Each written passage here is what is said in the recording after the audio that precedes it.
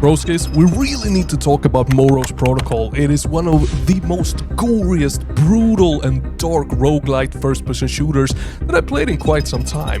There has been some good roguelites out this year, but this one is really special.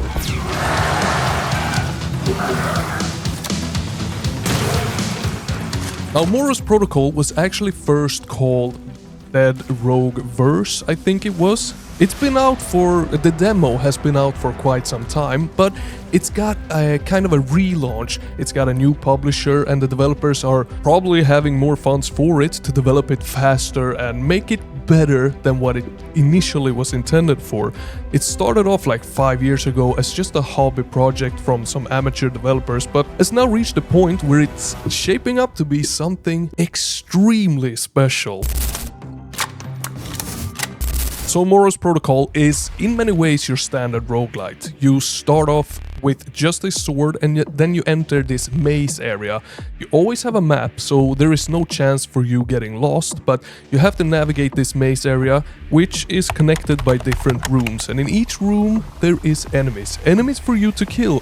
Enemies that are not... After a while they get easy, but from the start they're not that easy. You have to be methodical. It has a little bit of that Souls-like combat in it, where you have to maybe swing once and then dash away. Move forward again and swing again, till you eventually killed all of them. And I mean, that sounds pretty basic, but the thing is that the combat is very impactful. It feels and it looks great. And the same thing goes for the enemies. Their visuals, they're superb. It's very mutant-like, very body horror-ish, with weird creatures, alien-like things, and bosses with dialogues, a story to follow along with. It's just got the whole package to make it very, very fun and very impactful.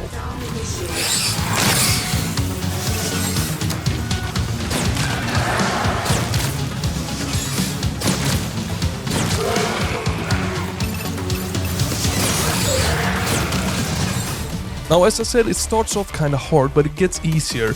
But the thing is, as you get more stronger with your run-specific upgrades that are scattered throughout, the enemies also get stronger and they get more advanced. So you will start coming across enemies that can shoot, enemies that can take more damage, and so on and so forth. But you will also have a new arsenal of weapons and skills at your disposal, so using the right thing for the right enemy is quite crucial here. Now, you can hold a total of 1 melee weapon and 2 ranged weapons. The ranged weapons, they're just as the environments and the enemies here. They're gorgeous! They're so fun!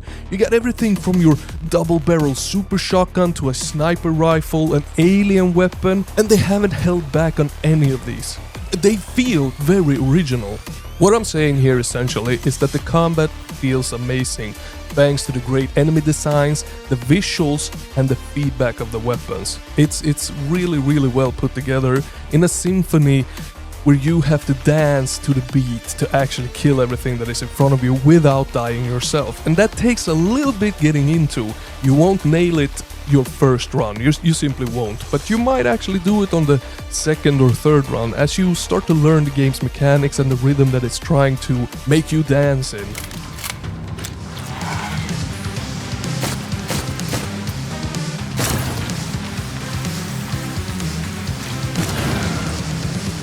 Back to the maze. How are the mazes? Well, they are your very, very standard mazes. Like, you have a room and you have a corridor that leads to the next room.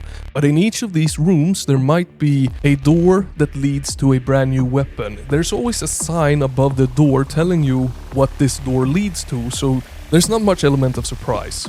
But to unlock these doors, you have to find keys that are red. Red is the door that unlocks the red door. And you don't want to go wasting your keys on every single door. If you see that, oh, okay, this door holds a weapon, but I'm pretty satisfied with the weapons that I have, maybe save that key for another door that might have a vendor where you can upgrade your skills that you have acquired or upgrade your weapons or armor, because there is even armor pieces in this game. Not your regular armor pieces though, they're more actually like upgrades for your armor. So you have an upgrade for your helmet, an upgrade for your shoulders, an upgrade for your chest, and all of these upgrades and weapons, they're found inside of this maze. So before entering the next level, always make sure that you have explored the whole of the maze. Otherwise, you will miss out on some really essential loot for you to actually make it further. And that yet again feels kind of basic, especially on paper when it comes to roguelite games. It's hard to really describe the overall voxel and dark atmosphere, body horror, mutants, and the kind of original weapons and upgrades that are in the game makes it special. Very, very special.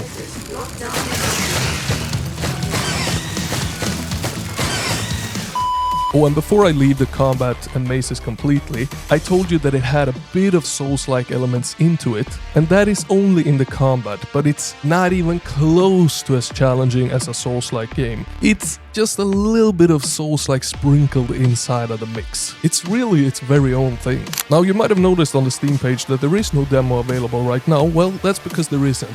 I actually jumped into a playtest that was running about 2 weeks ago or something like that, and that's where I played it. I don't know if they have any other playtests planned. I don't know when the game plans to release. It's said to be sometime this year, but when this year, I'm not sure. What I am sure of though is that this playtest has evolved a lot since the early demo that I also have a video up on. There is now a much deeper story that is presented throughout the playtest with bosses, with dialogues, with a robot companion that acts as your flashlight and helps you open doors and chests. It also felt like the combat has been tweaked a little bit. It almost felt a little easier now than it did back then. It could also be me that kind of remembered how it was, I'm not sure there. But it felt much more fleshed out. It felt much more like a complete package of a game that is coming here than what the demo offered.